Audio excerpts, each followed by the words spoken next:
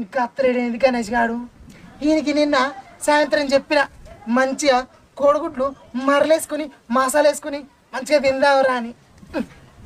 వీని పిలుచుడు తప్పైనట్టున్నది కదా.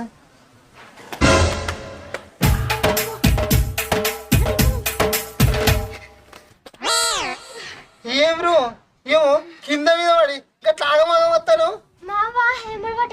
ఇంకా నయ్యో నేను తప్పించుకొని వచ్చిన. అవునా అయితే కానీ నిన్న నేను చెప్పింది యాదుకున్నదా మర్చిపోయినావా? ఏమో అన్నా నాకు ఆదికలేదు, మళ్ళీసారి చెప్పవా? నీ మతి మార్పు మెదళ్ళ చెప్పు పెట్టనుండే.